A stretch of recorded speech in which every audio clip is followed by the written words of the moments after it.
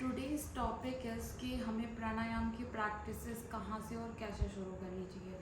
जैसे हम कोई भी काम स्टार्ट करते हैं या फिर कोई भी काम करते हैं, बिना हम उस चीज़ को किए, बिना उसकी प्रैक्टिस के बिना हम उस चीज़ को अनुभव नहीं कर सकते, उस चीज़ को फील नहीं कर सकते कि वो कैसे काम करती है, एक्चुअल में वो काम करती है कि नहीं करती है।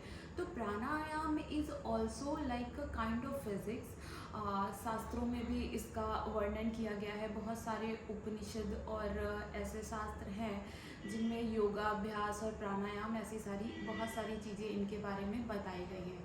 तो these are some like main factors कि प्राणायाम शुरू करने से पहले जब तक हम प्रैक्टिकली इस चीज़ को करेंगे नहीं, we can not feel the energy, और जो हम अपनी डेली लाइफ या अपनी ब्रीद और जो एनर्जीज इन सारी चीज़ों में चेंज कर सकते हैं, बिना प्रैक्टिकल के वो पॉसिबल नहीं है। तो ठीक उसी तरह से हमें जो प्राणायाम का अभ्यास है, प्रैक्टिकली हमें इसे ऑब्वियसली पहले कहीं से देखना होगा, सीखना होगा, फिर करना होगा, और करने के बाद इस निष्कर्ष पे पहुंचेंगे हम कि एक्चुअली में ये वैसे काम करता है या फिर नहीं करता है।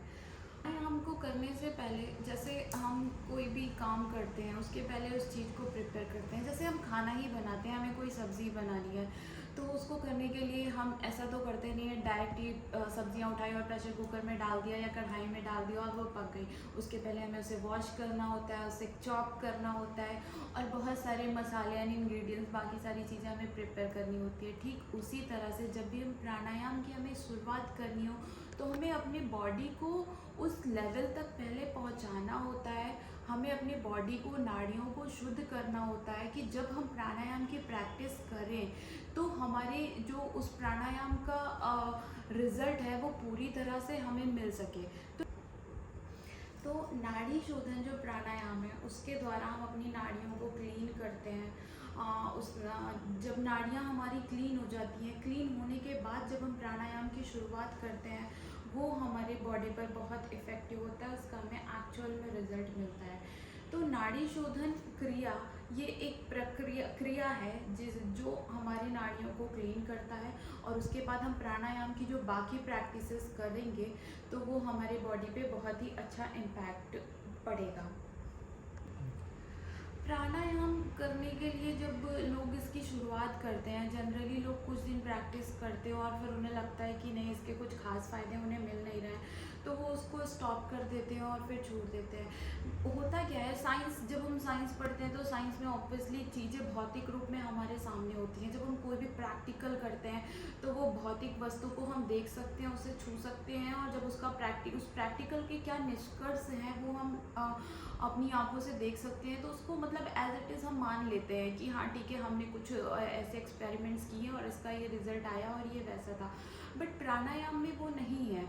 प्राणायाम में हम अपने सांसों पे काम करते हैं, हम अपनी सांस देख नहीं सकते, सांस और प्राण ये सारी चीज़ें हम सिर्फ फील कर सकते हैं।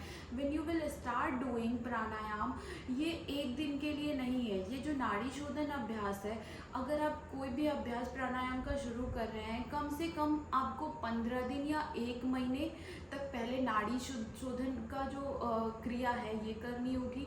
नाड़ी शोधन क्रिया करने के बाद जब हमारी नाड़ियाँ क्लीन हो जाएंगी पूरी तरह से, उसके बाद जब आप प्राणायाम करेंगे, फिर आपकी जो श्वास आप ले रहे हैं और छोड़ रहे हैं उसको आप फील कर सकेंगे। जैसे अभी मैंने बोला कि जो भौतिक रूप से फील हो रही है, तभी आपको श्वास दिखाई नहीं देगी, लेकिन इसके बाद आप उस चीज़ को फील कर पाएंगे और बहुत सारे चेंजेस पॉजिटिवली आपकी लाइफ में आएंगे।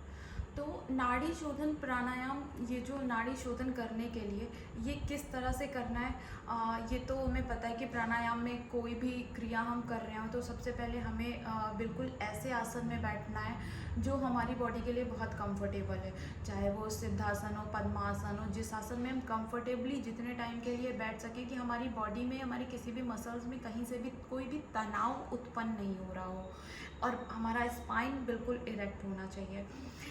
एंड जब हम ये स्टार्ट करेंगे तो जैसे ही हम अपना राइट नोस्ट्रल क्लोज करते हैं, उसके बाद हम ऐसे करके हमें पहले पूरी ब्रीथ जो हमारे अंदर है, जो सांस है वो पूरी हमें बाहर कर देनी है पूरी तरह से। जब हम उस सांस को बाहर करेंगे तो जो हमारी नेवल है, उस नेवल को बिल्कुल पीछे तक जितना ले जा सके, जो हमारे शरीर का सामर्थ्य है उसके अनुसार, कि बिल्कुल टच हो जानी चाहिए, बिल्कुल पीछे हम अपनी बॉडी को इंटरनली जितना अंदर खींच सके, तो वो उद्यान बंध लग जाता है। और जब वो लगने के बाद जब हम धीरे धीरे अपनी नाभि को आगे बढ़ाएंगे, जब हम आगे की तरफ ले जाएंगे तो ऑटोमेटिकली हमारे नोज से ब्रीथ इनहेल हो जाएगा। हमें कोई फोर्सफुली इनहेलेशन या एक्सहेलेशन नहीं करना पड़ेगा। और ठीक उसी प्रकार जब हम फिर से नाभि को अंदर की तरफ खींचेंगे तो वापस से एक्सहेल हो जाएगा। तो हमें एक तरह से नाभि से श्वास लेने की प्रक्रिया को जानना है कि हम अपने नाक या मुंह से सांस न लेकर नाभि से किस तरह से सांस ले सकते हैं, वो करना है। क्योंकि नाभि जो है हमारे शरीर का एनर्जी सेंटर है। सबसे ज़्यादा अगर हमारे शरीर में कहीं पे भी एनर्जी स्टोर होती है या हम कहीं कर सकते हैं, सबसे ज़्यादा सामर्थ्य या शक्ति है तो वो नाभि में है। तो इसलिए हमें ये प्रैक्टिस ऐसे करनी है। हाँ, तो जब हम ये नाड़ी शोधन प्रैक्टिस कर रहे हैं, और उसमें हमें एक चीज़ ये ध्यान रखनी है कि जैसे ही हम एक्सहेल करते हैं और फिर हम ये जिस नोस्ट्रल से एक्सहेल कर रहे हैं हमें उसी से इनहेल करना है, फिर दूसरे से एक्सहेल करना है, फिर उसी से इनहेल करना है। और जैसे हम इनहेल और एक्सहेलेशन, जब हम नाड़ी शोधन कर रहे हो ना, तो इसमें बिल्कुल भी गैप नहीं होना चाहिए। जैसे ही एक्सहेल पूरी तरह से कर लिया, तुरंत वहीं से इनहेल करना स्टार्ट करेंगे। हमें 1 2 3 4 5 सेकंड का कोई भी गैप नहीं लेना है, तभी हमारी नाड़ी ठीक तरह से शुद्ध हो पाएगी। और उसके बाद जब हम ये नाड़ी शोधन के बाद आगे की जो क्रिया करेंगे प्राणायाम में, उसके लिए हमारा शरीर पूरी तरह से शुद्ध हो पाएगा, उसके लिए तैयार हो पाएगा एक्चुअल में।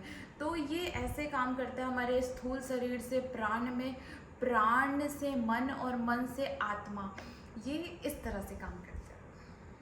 तो ये कुछ सिंपल ये टेक्निक्स हैं जिसके थ्रू हम ये नाड़ी शोधना प्राणायाम अच्छी तरह से कर सकते हैं, जिसके लिए हम आगे करने वाली और प्राणायाम की क्रियाओं के लिए अपने बॉडी को तैयार कर सकते हैं कि हमें किस तरह से करना है। और जब हम ये प्रक्रिया कर रहे हो, डेफिनेटली जितना फोकस और कंसंट्रेट हम कर सकते हैं, कोई लिमिटेशन नहीं है, खुद को फोर्स नहीं करना है किसी चीज़ के लिए। थॉट्स आ रहे हैं तो आप उनको आने देंगे, बस उसको हमें ऑब्जर्व करना है कि हाँ, मैं एक ऑब्जर्वर की तरह देख रहा हूँ, ना कि उन थॉट्स उन इमोशंस में बह रहा हूँ। और इसी तरह भागवत गीता में भी श्री कृष्ण ने अध्याय 2 के 50वें श्लोक में बोला है, योगः कर्मेषु कौशलम, कि कर्मों की कुशलता ही योग है। तो हम कोई भी छोटा या बड़ा कर्म करें, उसको इतनी कुशलता से करें कि वो योग बन जाए।